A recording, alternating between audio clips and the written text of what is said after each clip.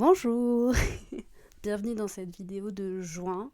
J'ai beaucoup hésité sur ce que j'allais faire en juin, surtout parce que j'avais pas trop de temps à consacrer à une vidéo et je voulais quand même réussir mon défi, puisque faire une vidéo par mois, ça fait partie de mon bingo. J'ai eu plusieurs idées qui auraient pu être sympas, mais qui me plaisaient pas forcément, et puis il y avait quand même quelque chose en particulier que je faisais ce mois de juin, que je me disais qu'il était peut-être sympa d'en discuter. Donc pour le contexte, alors vous avez sûrement déjà vu le titre de la vidéo, qui est sûrement là, voilà. Écrire un livre partie 1, en espérant qu'il y ait une partie 2, peut-être une partie 3, on ne sait pas. En 2025, j'ai écrit 423 000 mots environ, ce qui équivaut à la trilogie du Seigneur des Anneaux. Voilà. Vous faites ce que vous voulez de cette info. J'ai plus de 100 lecteurs qui se sont abonnés à mon compte. Pour ceux qui savent pas, j'ai écrit de la fanfiction depuis que j'ai envie de dire 13 ans, 12-13 ans. Et je poste en ligne depuis à peu près la même époque, même si à l'époque c'était plutôt sur des skyblogs, Théma à l'époque, et qu'il y a un moment où j'écrivais plus du tout, où je postais plus du tout en ligne. Et il faut savoir que la fanfiction c'est basé aussi sur des fandoms.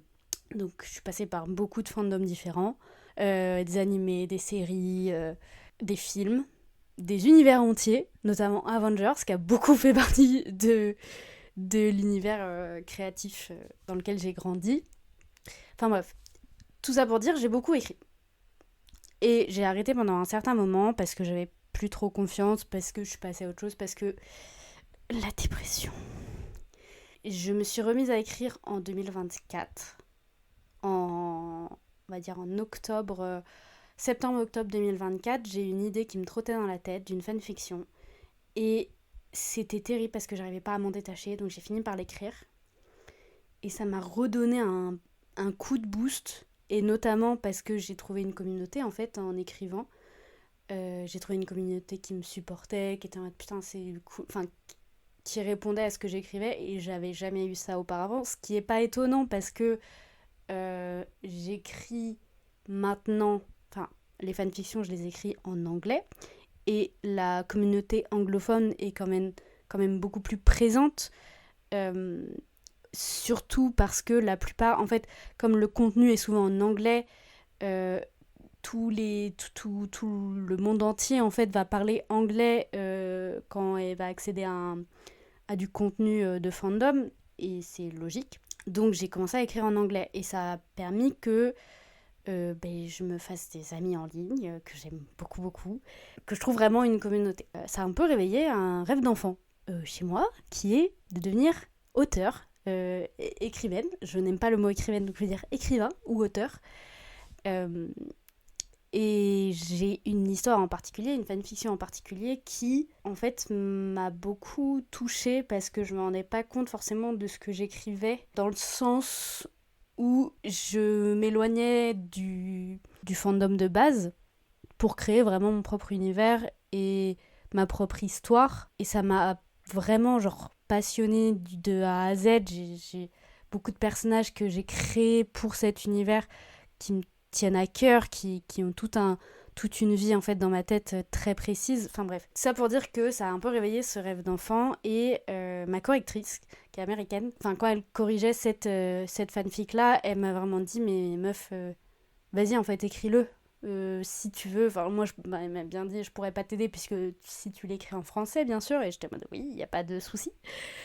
Mais vas-y écris-le en fait. Et avoir ces encouragements à elle, c'était vraiment je pense, un point de départ pour moi pour continuer à écrire et pour vraiment le faire. Sachant que j'ai fini d'écrire cette fic en 2025, j'ai dû publier la fin en septembre, et après, ma vie est devenue du caca. C'est pas vrai, mais c'est à partir de ce moment-là où j'ai commencé à vraiment me détériorer et à aller pas très très bien. Et du coup, même si j'avais très très envie d'écrire cette fic, enfin de l'écrire en tant que roman. Enfin, je savais que je pouvais pas le faire à ce moment-là. Je suis revenue en Bretagne, j'ai fait mon bilan de compétences et justement ma conseillère pendant le bilan de compétences, elle m'a dit ce rêve-là, faut pas que vous le perdiez.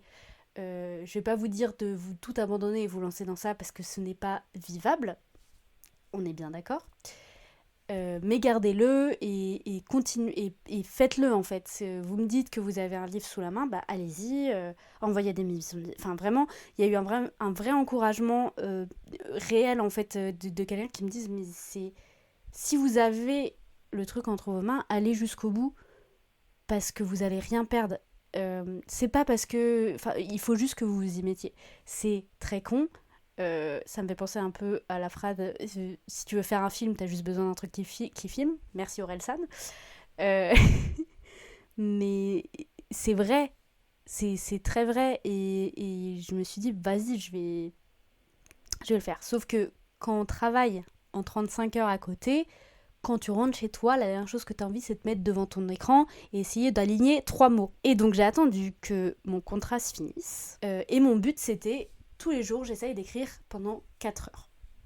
Pourquoi 4 heures? Je sais pas, je me suis dit, je me fais 10h midi, 14h, 16h. C'est assez pour avancer et en même temps pas trop pour que ça me, je sais pas, ça me lasse ou que ça me pèse ou quelque chose comme ça. C'est ce que je me suis dit au début. Donc je me suis dit, le but de ce mois de juin où je suis libre, parce que je reprends un contrat de travail en juillet, c'est d'avancer le plus possible sur mon manuscrit pour qu'il soit en fait réel et tangible. Sauf qu'il y a plusieurs choses à prendre en compte. C'est une fanfiction à la base, donc il faut que je détache complètement le fandom de mon écriture, ce qui a été assez facile, on va pas se mentir, vu que c'était déjà dans un univers alternatif. Univers alternatif, ça veut juste dire que c'est pas dans les conditions de l'œuvre de base, enfin du fandom de base. Donc vu que c'était déjà déplacé, je l'ai juste déplacé encore un peu, parce que normalement c'est en Amérique, j'ai déplacé en France. J'ai décidé de passer de la langue anglaise à la langue française. Ça, j'ai beaucoup réfléchi avant de savoir si j'allais écrire en anglais ou en français. Je me suis dit, je vais faire en français quand même si je n'ai aucune confiance en mes capacités en français à écrire encore. Mais vas-y, on essaye. Et mettre aussi de l'ordre dans les idées. Parce que la grosse différence entre écrire une fanfiction, c'est que la fanfiction, tu sors ton chapitre, t'as des retours et tu sors...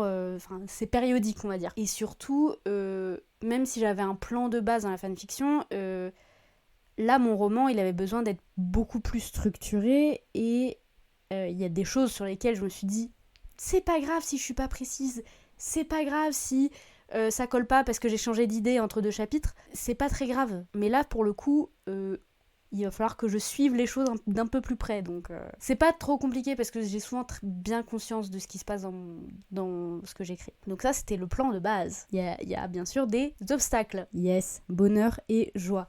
Des anifs, par exemple la nif de ma meilleure amie, la fête de la musique, la flemme, qui a vraiment un truc sur moi qui est horrible, acheter le jeu Stardew Valley, alors que franchement t'as pas besoin d'une distraction en plus, mais je suis devenue accro à ce jeu, ça n'aide pas du tout. Et notamment la chiasse. Désolée, on n'est peut-être pas assez proche pour que je vous dise ça, mais il s'avère que la première semaine où j'aurais dû écrire, je suis tombée malade d'une gastro-parasitaire qui a duré 5 jours et où j'étais dans une PLS. En fait, je me disais au pire, je suis au lit, mais c'est pas grave, je peux quand même écrire. C'était impossible. J'étais tellement mal, ce n'était pas possible. C'était, je pense, la pire semaine de ma vie. Bah voilà, tout simplement. J'ai mal là, du coup. J'ai mal aux jambes, j'ai mal au bas du dos, j'ai mal à la tête, j'ai mal au bide, j'arrive pas à dormir.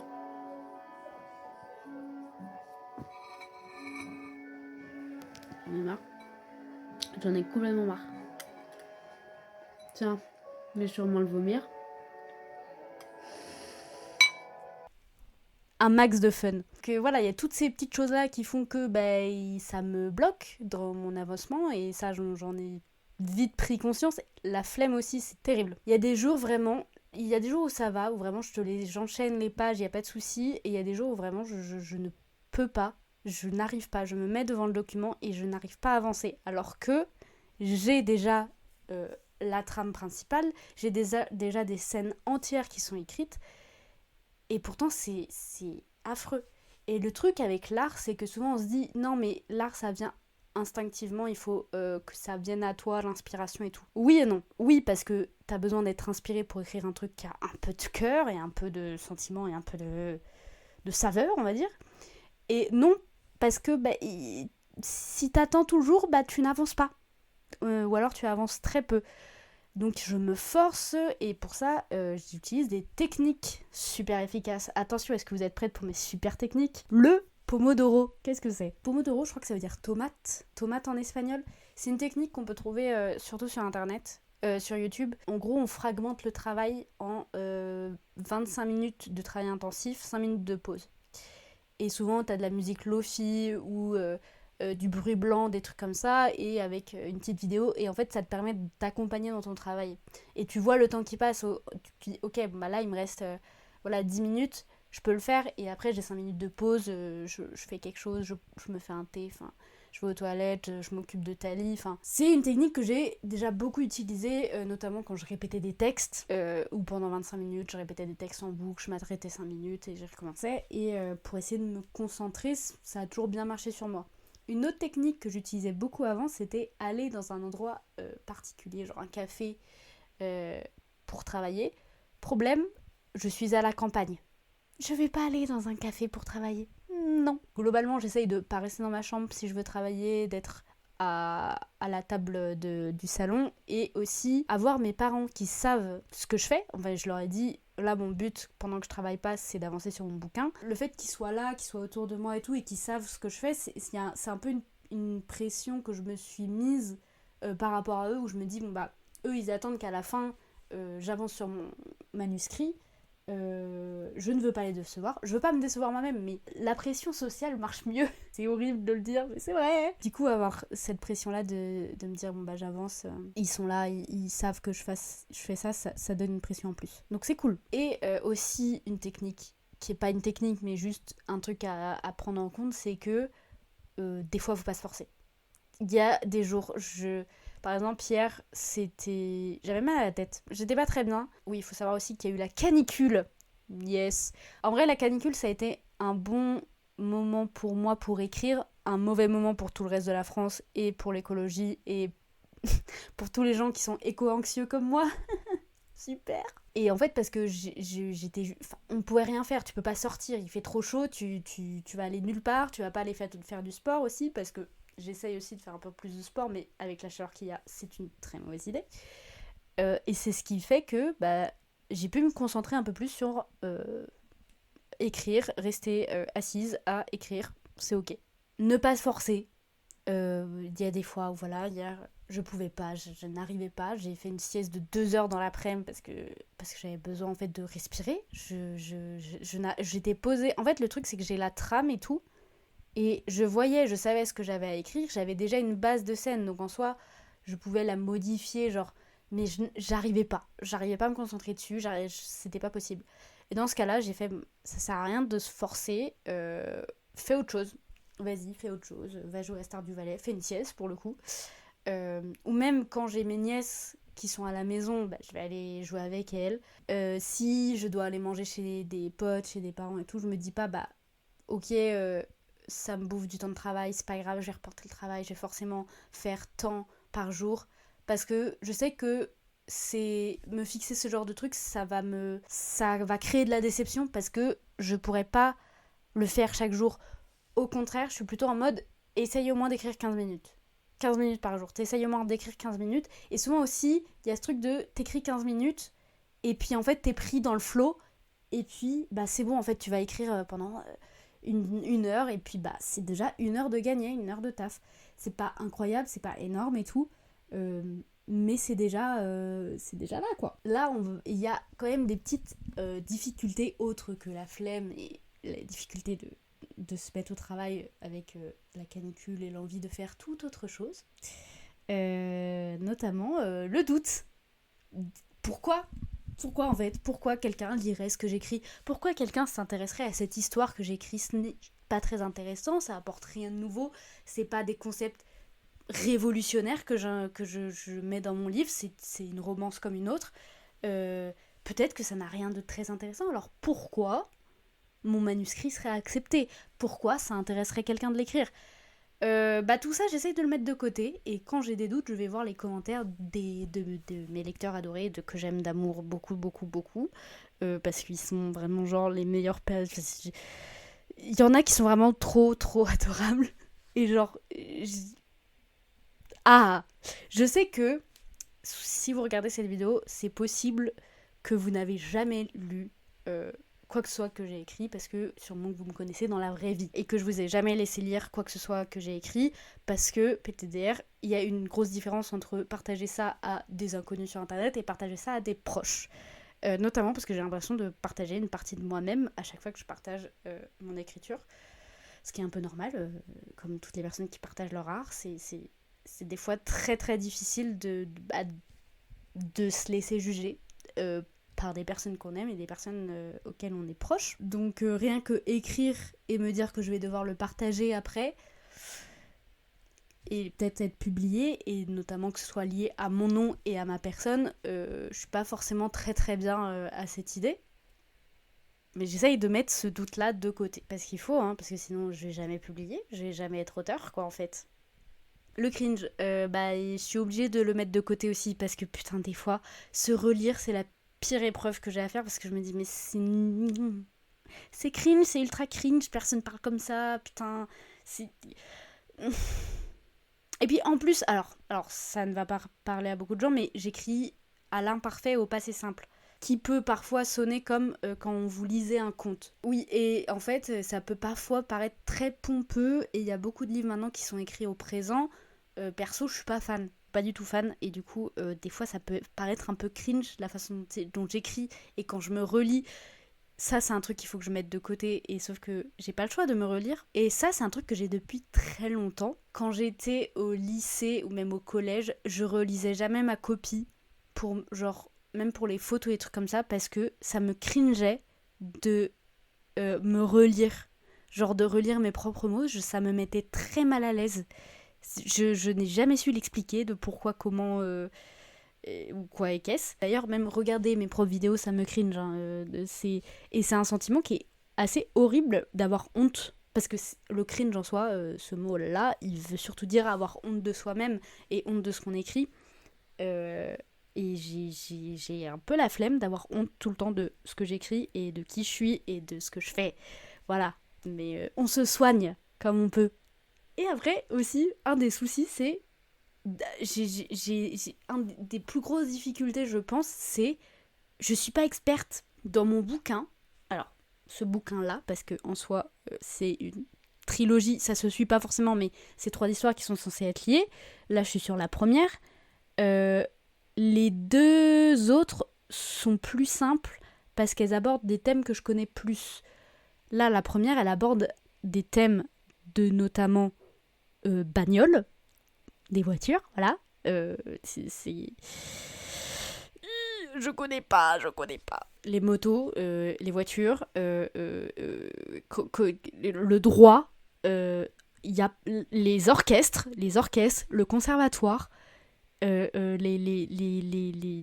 tout ça, il y a des mondes entiers que je ne connais absolument pas, et du coup je me mets à poser des questions super connes à Ecosia, à faire mes petites questions en mode à chercher des réponses, et à me dire, si ça se trouve, si quelqu'un d'expert dans le milieu lisait mon livre, il dirait non mais ça c'est pas du tout vrai, en fait ça se passe pas du tout comme ça, n'importe quoi. C'est horrible, mais au bout d'un moment faut arrêter de se poser des questions et se dire c'est une œuvre de fiction. Elle n'est pas là pour représenter la réalité, elle est là pour faire ressentir des émotions. Et ça, c'est mon truc, à moi, normalement, d'après mes lecteurs.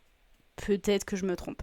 Peut-être qu'en français ça donnera pas du tout pareil qu'en anglais, et peut-être que des gens seront en mode c'est un peu de la merde ce que tu fais, Marie. Je serais un peu triste. Beaucoup triste. Je serais anéantie. J'arrêterais d'écrire, je pense.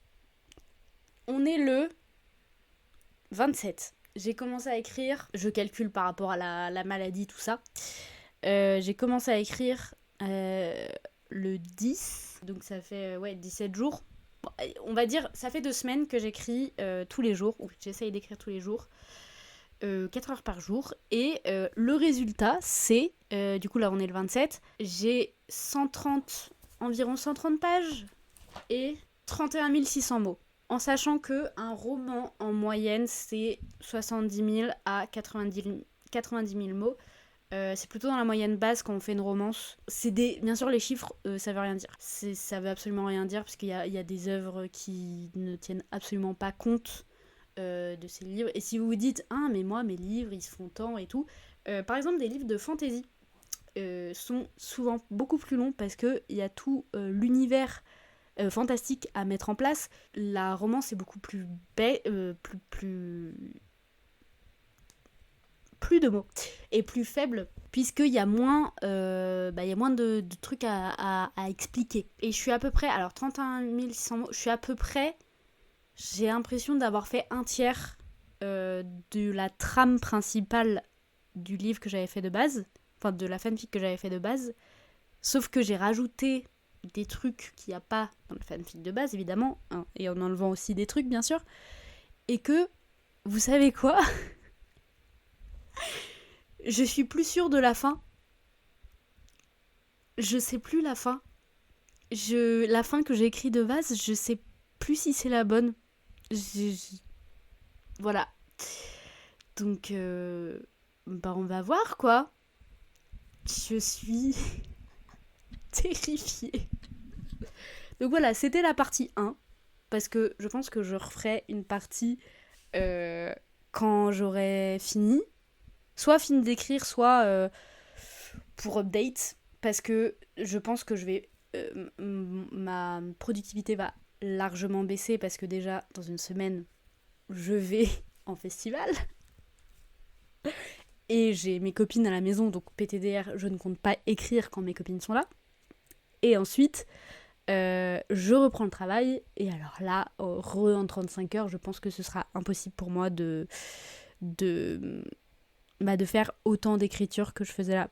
Enfin voilà, c'était ma petite update. Est-ce que j'avais autre chose à vous dire ? Je crois pas. Je vais en profiter. Si vous souhaitez lire... Je suis pas à l'aise. Si vous souhaitez lire le manuscrit et me faire des retours dessus, parce que j'ai quand même besoin, vu que je n'ai plus Seth, qui est ma correctrice anglaise, enfin américaine, mais du coup en anglais, j'ai pas de correcteur en français, ou de correctrice. Si vous voulez lire et me faire des retours, envoyez-moi un message. Je suis pas à l'aise du tout de faire lire à qui que ce soit, mais il va falloir que je passe par là, parce que j'ai besoin d'un œil extérieur, j'ai besoin de quelqu'un qui me dise ce que je fais. Je suis terrifiée les gars. Je sais pas comment finir cette vidéo. Est-ce que vous voulez voir un truc trop bien ? C'est un diddle. Ils sont pas trop mimi. Voilà, c'était tout pour moi. C'est la pire fin de vidéo que je peux faire. Je sais pas quoi faire. Il faut que je retourne écrire. Parce que j'ai genre écrit 1h30 aujourd'hui sur les 4 heures attendues. Bisous.